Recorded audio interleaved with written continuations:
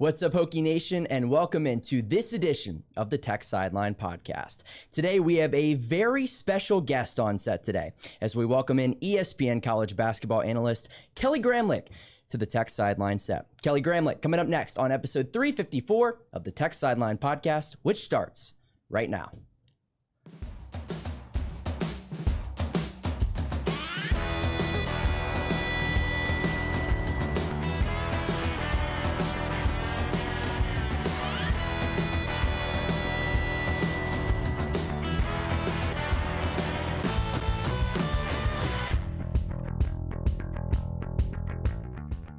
Welcome back into this edition of the Tech Sideline Podcast. We record on Wednesday, March 20th, 2024 from the Tech Sideline High-Tech Studios in Blacksburg, Virginia. Let's get right into some introductions because we're so fired up to be here. Across the way is our honorary guest, ESPN women's college basketball analyst Kelly Gramlich. To my right is our managing editor, David Cunningham, and I am your host today, Carter Hill. Also, can't forget about Jack Brizendine. He is producing behind the scenes, so thank you, Jack. Kelly, let's get right into things. Welcome to Blacksburg. Welcome back. I think you've been here, 4 or 5 times this season? It's been a lot. I was tallying it up. I think this is my 6th trip to Blacksburg this basketball season, and want to say 5th since the turn of the new year. So how about that? I have been here a lot. I was here for the first game of the season, and then a bunch of games January, February, March. So I love coming to Blacksburg. It's a great trip for me. Virginia Tech's a great campus, and of course, Castle and the fans. The NCAA tournament already sold out, so no complaints from me over here. How excited are you to be here for the NCAA tournament? I'm very excited. So last year, a little behind the scenes, last year I was supposed to be here, but they had me doing some studio in Bristol, so the schedule just didn't work, and so I was pretty bummed because last year I saw the crowd and I saw the stuff on social media, first time ever hosting, and I had some FOMO. So I am very glad to be here. You were here a couple weeks ago for College Game Day too. What was that like from your perspective? I know you did that live shot in the crowd with all the students around you. How cool was that to, Virginia Tech first ACC school to welcome College Game Day? That was one of the craziest things I've ever personally witnessed, especially around women's basketball. I mean, I've been to College Game Days as a fan for football and all that kind of stuff, but from a women's basketball perspective, it was incredible. And I didn't expect anything less from Virginia Tech because I've been here so much. I know these fans are crazy. I know they support this team so much, but to see people lined up, I remember driving in to Castle that morning, driving in with Jen Hildreth, who is my play-by-play I work with a lot. And I said, Jen, it feels like a football Saturday a little bit out here, which is crazy. And I know how exciting football Saturdays are here at Virginia Tech. So that was unreal. And then to see the fans in there, and the hit was really funny because I didn't know. They just said, Kelly, you're going to do some hit. You're going to do a game report. Just say whatever you want, basically. So I didn't know I was going to be in the stands. So I had to play into a little bit, talking about North Carolina. But I knew Virginia Tech fans would be nice to me, even if I said something good about North Carolina. It was just so cool. And I remember talking to Elle Duncan, who's hosts College Game Day. I was up in Bristol the week after, and we saw each other, and she goes, Kelly, Virginia Tech. And I said, I told you, Elle, because I had been telling them, you have to go to Virginia Tech. And Elle Duncan was blown away by Virginia Tech. She said something at the end to the student section that I can't repeat on here, encouraging them, talking about how great they were, but she loved it. And I know they want to come back, and everybody, it just, if you hadn't experienced it yet and been in Castle, you really didn't know what it was like, and they finally got to experience it. I can speak from experience in being there, and David was there too.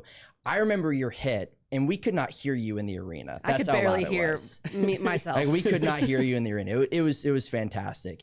What time did people start lining up to get in? It was 10 o'clock the night before. There were like 3 people who slept out. Out there, and it was crazy. It was like sub 32. It was cold. It was a cold day. Below freezing. Great crowd. You talked about home games in Castle Coliseum. Obviously, it's crucial that the Hokies are hosting.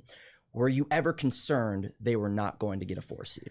No, I wasn't. I would have been shocked if they didn't get a 4. I mean, they were a 3 heading into the ACC tournament, and then, of course, did win a game in the ACC tournament. I think some people on the outside thought they just went to Greensboro and lost. Did win, and then, of course, lost to Notre Dame, who I thought at the time, and still is the hottest team in the league and one of the hottest teams in the country. And, of course, playing without Liz Kitley. But it was tough because that last week, going to Notre Dame and losing with Liz and not looking very good, I think they were a 2 before that, so dropping to a 3.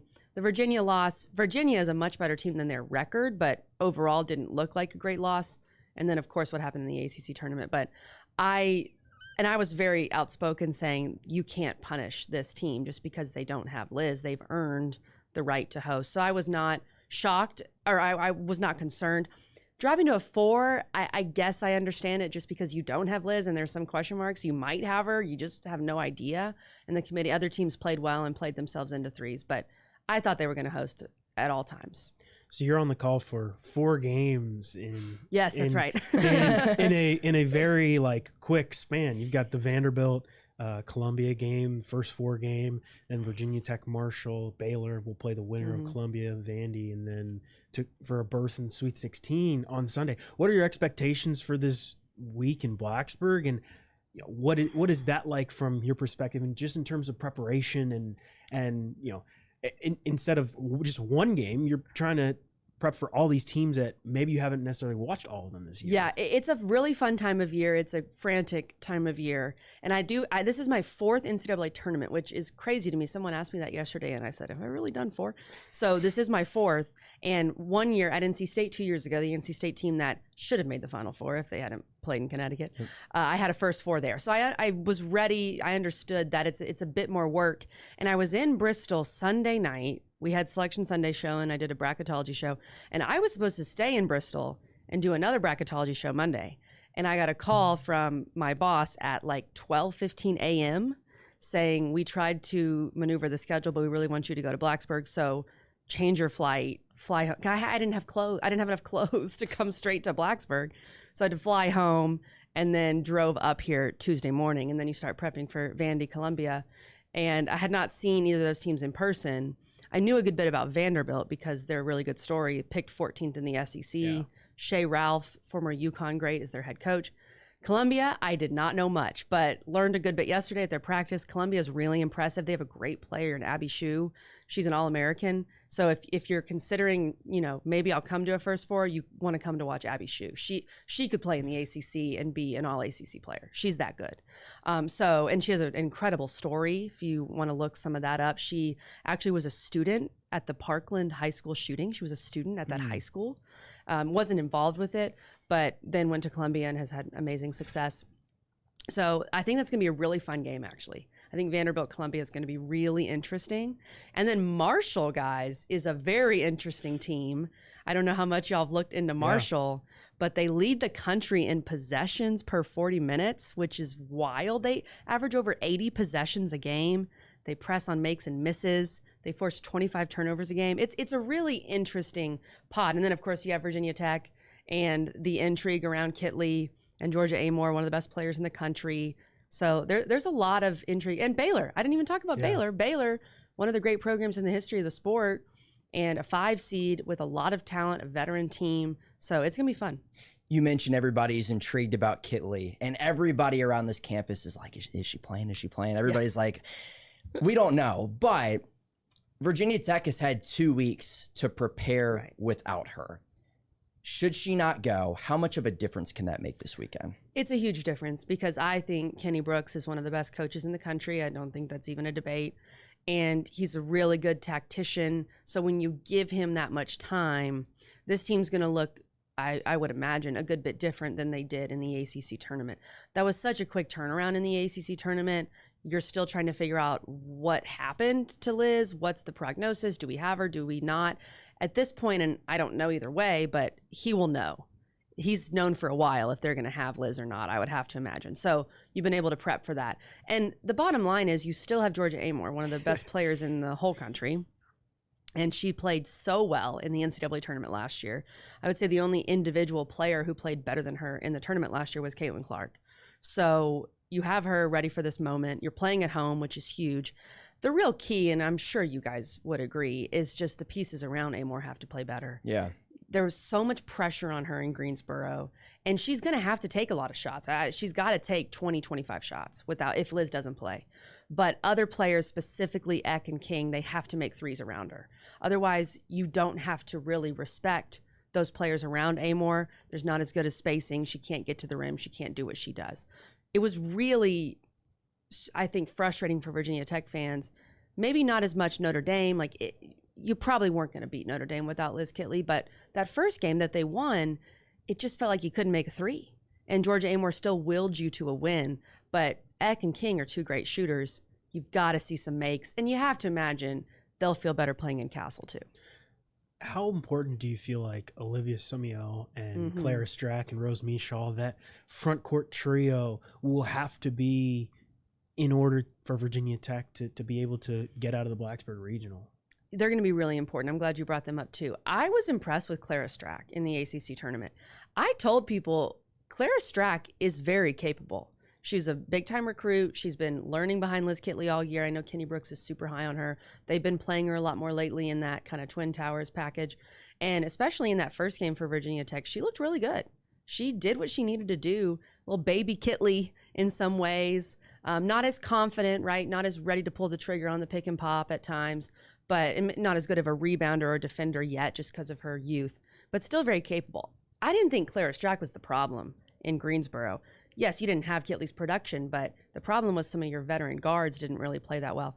And Samuel does what she does. She's a great rebounder. She was a great rebounder at Wake Forest.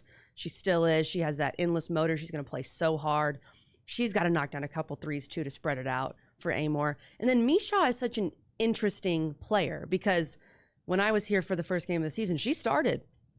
And they were really excited about her. And then she really didn't play for like all of February. And the issue with Mishaw is she's more of a back to the basket post. She can rebound. She can defend, but she can't really shoot it. And that's tough in Tech's system. But again, Kenny Brooks has had a couple weeks here to be able to use Mishaw in some different ways. And I think you need her just for that defense and rebounding inside. And it'll be interesting if he starts Mishaw again because he started her over Clara Strack. I would go with Strack and have Mishaw come off the bench, give you some fouls to use, give you some defense. But if you don't have Kitley, I think it's time to put Strack in that starting lineup and run with her. What are your thoughts on how the Hokies match up with Marshall on Friday? Marshall is fascinating. I don't think any team matches up well with Marshall. That's kind of their shtick. That's what they want. They play a system that nobody else really plays in the country. They got 99 shots in their championship game against James Madison, which is crazy. They also turned the ball over a bunch and forced a million turnovers. So they want it to be frantic, fast-paced. They're going to press you on makes and misses. The thing with Virginia Tech is Georgia Amore is really the true ball handler, and there isn't necessarily someone else. Wenzel can handle the ball. Kayla King can handle the ball, but you'd much prefer Georgia Amore. And so Marshall's going to be all over her. And if Georgia Amore gets in foul trouble, I think this could be somewhat of a concern. And Amore has to be smart with the ball against this pressure. But Marshall does not have size. That's why I say you go with Strack. You go to Strack early, try to exploit that. And of course, some of your bigger guards. And then with Marshall too, they do shoot a ton of threes. So it's, a little similar to Virginia Tech in that regard. So you have to be able to guard the three. Abby Beeman is a really good player for them. They're just unique. I don't think Virginia Tech will have played anybody like them. And that's the beauty of what they do, but also the beauty of the NCAA tournament, why we like these matchups. There's no equivalent to Marshall in the ACC at all. And there's absolutely not. So it's a little bit different, but I know Virginia Tech will be ready. I just think the key is Georgia Amore has to stay on the floor, point blank. Like she's got to be out there to handle the pressure. Tech's seen a bunch of press this year, Duke, Miami, Louisville at times. Do you think that, obviously that will help, but 2 years ago, Tech played Florida Gulf Coast in that game. Do you think that helps? I mean, that's a game that Tech lost. Elizabeth Kitley had a school record 42 points, and Tech still lost that game. Do you think that's a game that kind of lurks in the back of Kenny Brooks' mind when he's prepping for another team, not the same, but very similar style to this? It was the first thing I thought of when I saw the draw. I thought of the Florida Gulf Coast matchup a couple years ago. It was a bad matchup for Virginia Tech. And Florida Gulf Coast is very similar to Marshall. They play a way that no one else in the country plays. And they do it at the mid-major level. You sell out to do that because you're not going to be able to get as much size. So you play a smaller lineup, you chuck threes. It's a good way to go from a mid-major level. So I think you can learn from that. You can take some from that. But of course, you don't have Kitley. So there's that part too. And the big thing with Florida Gulf Coast, that game a couple of years ago, is Virginia Tech shot the ball so poorly. And you can't afford to do that without Kitley. I don't care who you're playing. They can't go 4 for 25 from three in this NCAA tournament. Without Liz Kitley, there's no safety net for her to grab offensive rebounds and, go 10 for 15 from the field and make everything better. So I think that's a key no matter who you're playing. But I do think there's something to be learned from that Florida Gulf Coast. And of course, they were playing at Maryland, right, that year. They weren't playing at home. So that's the other part here. Marshall, I was looking at their box score. I think the most people they've played in front of this year was 1,500, right? Columbia, if they advance, they've never played in crowds that they're going to see. Baylor and Vanderbilt have at different places. But I think that will impact Marshall in some respects. And I know Virginia Tech fans would love to see that impact happen. I pulled up the box score, the Marshall JMU game in the Sun Belt final. It's the craziest box score you'll ever see. I remember we were driving to Louisville for men's basketball, and we saw it. Little did we know, right, that Virginia Tech would be playing Marshall. 99 shots, 46 threes. They were 17% from distance. They were but how many did they make? 8. That'll get it done, Still I guess. 8 threes. How many, that's like Moneyball. That's like the Moneyball format. He gets on base. And they forced how many turnovers? 39. 39. That's crazy. And JMU is actually a pretty good team. Yeah. So you like the Hokies' chances on Friday at home? Yeah, I think that it's a trendy upset pick, especially with the inability, maybe, we're not sure of Liz Kitley. So it is a trend. People are looking at that one, right? People are liking that upset pick. But I think Georgia Amor is too good, and I just believe in Kenny Brooks and the program to the point where they're going to have a much better plan for the NCAA tournament if they don't have Liz than at the ACC tournament. And rebounding is going to be big against Marshall, guarding the three. I mean, Virginia Tech's used to guarding teams that shoot a lot of threes. They are one of those teams, and they're going to shoot a lot better at home. So I'm not buying into the trendy upset pick like a lot of other people are, but it is a trendy pick from what I'm seeing just because of the injuries. And then, if you get Baylor, Vanderbilt, or Columbia, I think those are all really good teams. Columbia does not play like Marshall, but a little similar, smaller. Columbia loves to shoot the three as well, and Columbia has a really good player that I mentioned earlier in Abby Shue. Baylor and Vanderbilt are going to be more defensive-minded, try to be physical with you. But I don't want to make it sound simple, but it really comes down to how Virginia Tech shoots the ball this weekend. I mean, that's without Liz Kitley, Eck, and Kayla King. If Eck and Kayla King don't play well, then we'll see. But if they play well, I think Virginia Tech can find their way out of this pod. When you look around the rest of the NCAA tournament at the other ACC teams that are playing, what stands out to you about some of those matchups? And is there any ACC team you think can really make a run here? Yeah, I am very high on Notre Dame. I picked them to win the ACC tournament, especially with Liz's status at the time. And it's a real bummer because 2 years in a row now, the ACC has had very significant injuries heading into the NCAA tournament. And last year, of course, Virginia Tech still made their magical run, which was awesome. But last year, Olivia Miles was out. And then the Kylie Watson injury to Notre Dame is huge. It was really tough to watch Liz Kitley get emotional as Kylie Watson was really hurt. And of course, she's come out and said it. She tore her ACL. And Notre Dame without her, it worries me that they don't have her because they just don't have a lot of depth. They're like Virginia Tech. They want to play 6 or 7 people. And so they bring Nat Marshall now into the starting lineup. They don't have a backup 5. They just flat out don't. And they end up in South Carolina's regional. So if you have one true Maddie Westfeld's a post player, but one true center against South Carolina, good luck. They also will probably play Ole Miss in the second round. I think Ole Miss is a very physical team with good size. And then Oregon State has Reagan Beers, who is an excellent center. So the draw, it worries me for Notre Dame without Kylie Watson. NC State in that bottom third, I'm higher on NC State than most people are. I think that bottom third part of the bracket, Regional 3, is really wide open. Texas is your 1, Stanford's your 2, NC State at a 3. Any of those, I think 1 through 6 in that regional could all come out of there because Tennessee's the 6. So that's going to be a fun one. And if there is a team, just because the Watson injury worries me, and you're in South Carolina's regional. Yeah. So if there's a team that I think could make a run to the Final Four, it's NC State. Yeah, Westmore has has Chattanooga, his former stop. Exactly. And Virginia Tech fans will know that because Sean Poppy is there. And correct. Two-time SoCon champs. He's done a great job at Chattanooga. Mm-hmm. Or are they like 30-6 this year? Something like that? Something ridiculous. They were really they got good. A 14 seed, which is pretty good for the SoCon champ. I mean, that doesn't normally happen. Yeah. Okay, Virginia Tech, say they advance. They play Sunday. Hypothetically, just for chalk, let's say Baylor advances. Okay. Tell us about the Baylor Bears. What do you know about them? Baylor is a defensive-minded team. They're giving up less than 60 points per game. They are a great rebounding team. They're like +9 in the margin on the year, which is really good. They're very balanced. They don't necessarily have one big superstar. Dreana Edwards, she was at Kentucky, her second year at Baylor. She's a really good player. She was the one, if I'm remembering correctly, that hit the big shot for Kentucky to upset South Carolina a couple years ago in the SEC tournament final. So if you remember that. And Sarah Andrews has been there forever, really tough guard for them. They just have a good amount of balance. And they do share the ball really well, speaks to their balance. They average almost 20 assists per game. So they have depth too. That's the part of the matchup with Virginia Tech. They do not shoot the three anywhere like Virginia Tech does. So it comes back down to the three for me for this weekend for Virginia Tech. But for Baylor, it's going to be more of, I'm trying to liken them to an ACC team. Maybe like a better, a little more talented version of a Miami is the way I would look at them.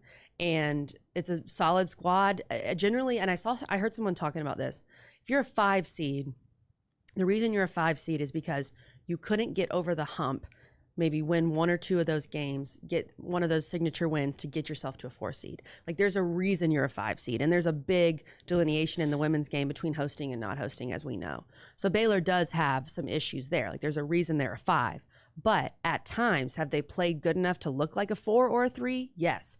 At one point, they were top 5 in the country in the polls at the beginning of the season. And they actually did blow out Miami, as I'm thinking about that, earlier in the non-conference. So Baylor's a very solid team. And we'll see. I'm definitely not going to predict these games. Can't do that, guys. But I do think whoever wins between Vanderbilt and Columbia, that's going to be a good game. And there is something to think about, too, with Baylor. They get a team that's already played. And there is an advantage if you're a 5 seed that gets that play-in game, you would think. So that's going to be interesting to watch. As a former shooter, you mentioned how important Kayla King and Matilda Eck will be.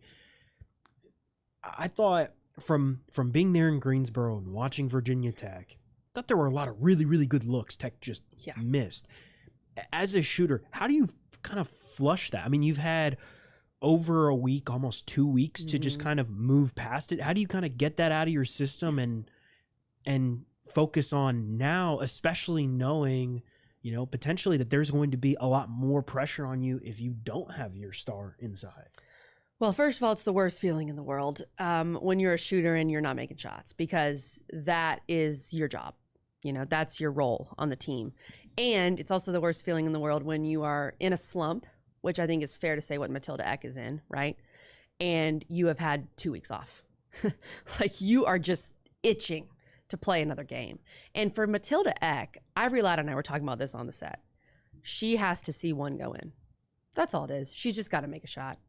I mean, it sounds simple, but whether it's her first shot or third shot, whatever, she's got to see one go in against Marshall. And then I think she will be completely fine, because it is easy to flush it once you see the ball going through the net. When you aren't seeing the ball going through the net, all you're thinking about is, God, what have I missed? Like 23s in a row? So I think that will help, especially playing at home for Matilda Eck. But yeah, slumps happen. They really do. And obviously you don't want them to be happening now.